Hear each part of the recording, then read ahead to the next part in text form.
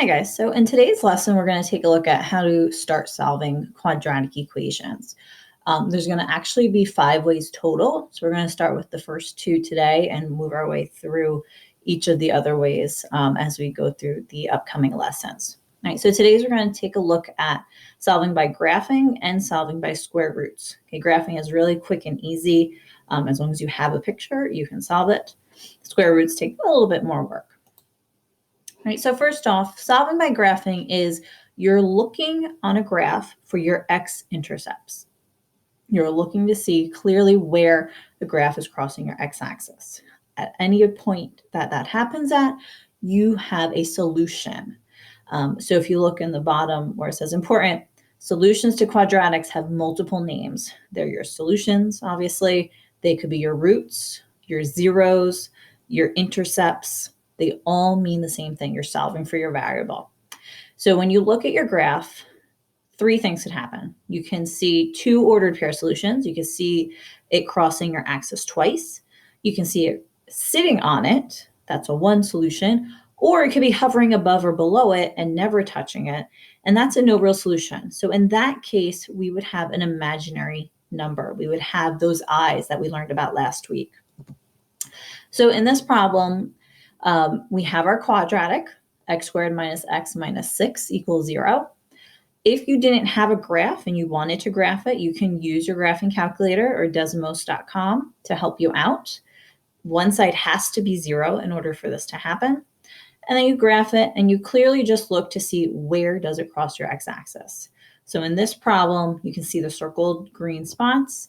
So it crosses at a -2 and a +3. So the solutions or the zeros are x equals -2 and x equals 3. You can write them as an ordered pair if they ask for the x-intercepts, or simply these are your solutions, right? If we're talking about solutions to equations, they're usually the variable and what it equals. So that's all it clearly is when you have to solve by graphing. Look to see where is it crossing your x-axis. Okay, so on the next page, I'm not going to go through them. We'll do them in class together, but it does bring you to a bunch of coordinates planes with graphs, and we're going to write down the solutions for each of those. Again, we're looking to see where is it crossing our x-axis. Now, the big part, solving by square root method. So we spent last week learning how to simplify square roots, how to deal with negative square roots. Here's where it's coming into play. So we're going to start solving by using square roots. We are going to start with, non-grouping problems first, meaning there's no sets of parentheses. All we have is clearly just a simple stated equation. All right, you can only solve by this method if the only variable is an x squared or some letters squared, technically, right? I can have a p squared or a z squared, but I can only have a single variable squared. In this case, we are solving. You want to get it alone, just like we always do. So the first thing you always do is add or subtract something away. Then you multiply or divide to get the variable alone. And now in this case, we have to add in the square rooting. When we square root both sides, the square and the square root will cancel. They undo each other, just like adding and subtracting undo each other, and multiplying and dividing undo each other. Square rooting and squares undo each other. So I'm looking at the square root of 20. Now over here, very important, it says when you take the square root of a number, you have to put plus or minus, because when you're solving, we have to be aware of the fact that the positive number can equal x, but so can the negative number when I square it, right? If I think of it this way, I can have a 2 squared, that's going to equal 4.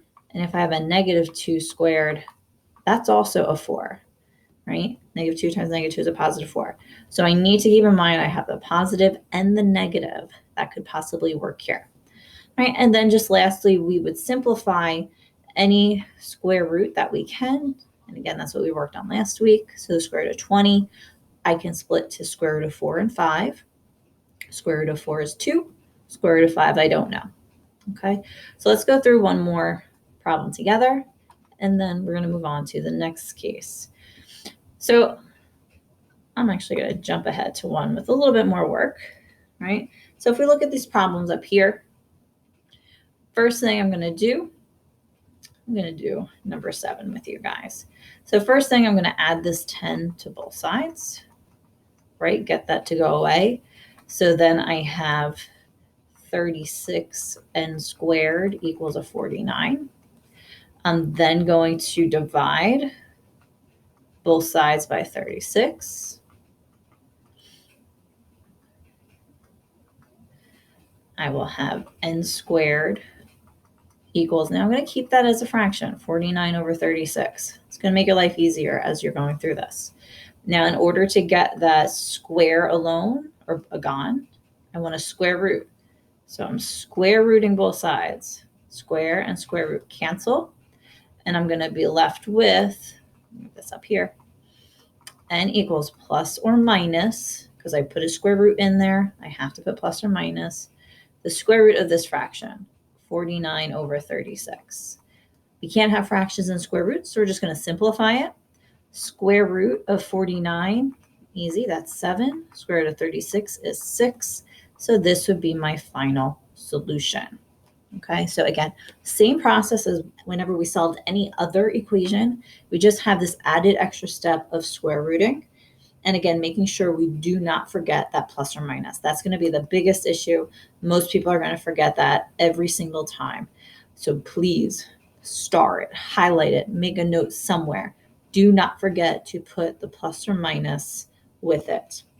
All right, while I'm erasing this one to move on, I just want to note for 11 and 12 down there, those have, you see variables on both sides. You just want to get those together. So always combine any like terms. You might have to move it from one side to the next, but I can still do the square root method here because I can combine those like terms. Okay. All right, the next way, or the last way of solving by square roots, is grouping problems. So before we had non-grouping, we had no parentheses. Now we do.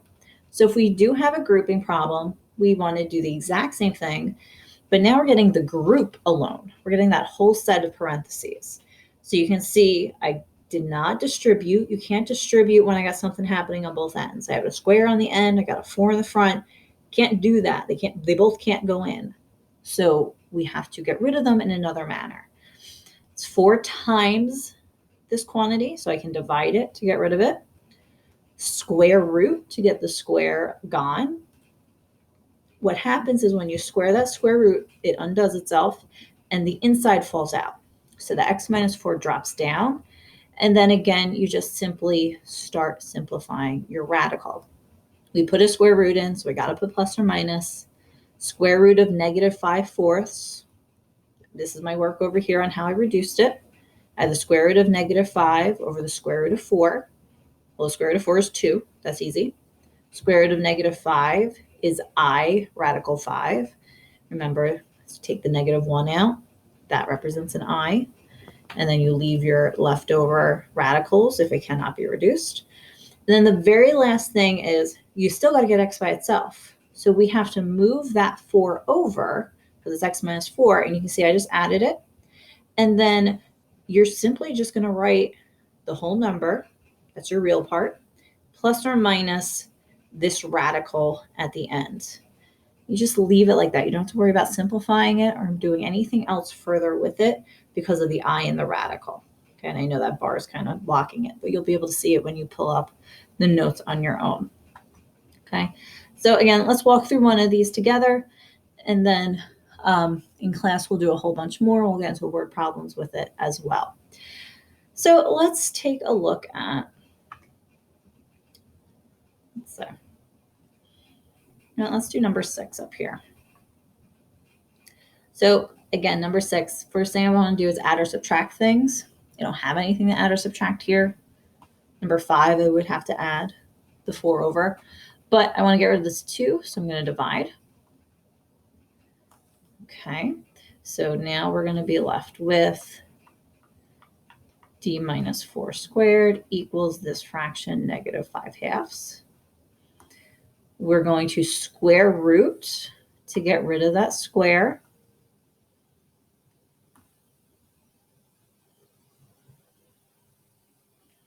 Okay. inside falls out, plus or minus because I put a square root. And now I have a square root of negative 5/2. Okay, so just like I did before, I need to simplify this. I'm going to do my simplifying over here. Let me do that in red. So I'm going to look at each part individually. I have a negative 5 on top. I have a square root of 2 on the bottom. Now the previous one, it was nice, square root of 4. I could simplify it. This one, not so nice. I have to do what's called rationalizing. Okay, so we are going to rationalize this. And in order to rationalize, you take your denominator. So I'm taking the square root of 2, and I'm going to multiply it to both top and bottom. Okay.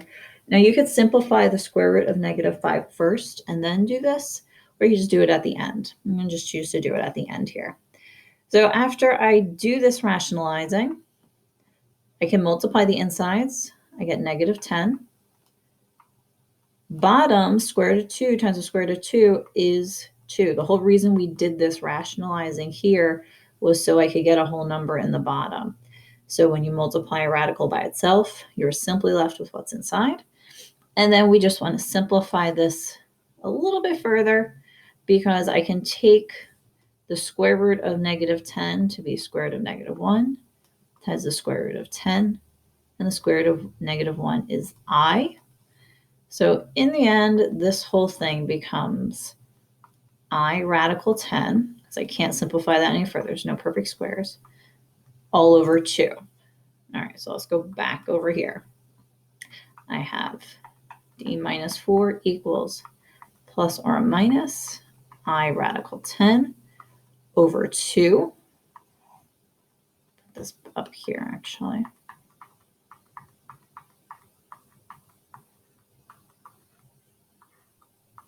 And then the last thing we would want to do is get that x completely alone. So we have to add 4 to both sides. It's going to cancel out over here. And on the other side, again, I can't combine something with an I can't combine something with a radical to a whole number.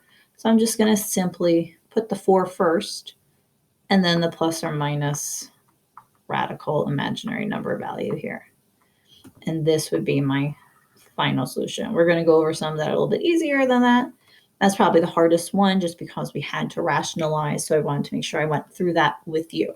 And again, we're going to keep practicing these in class, but hopefully this video helps you out.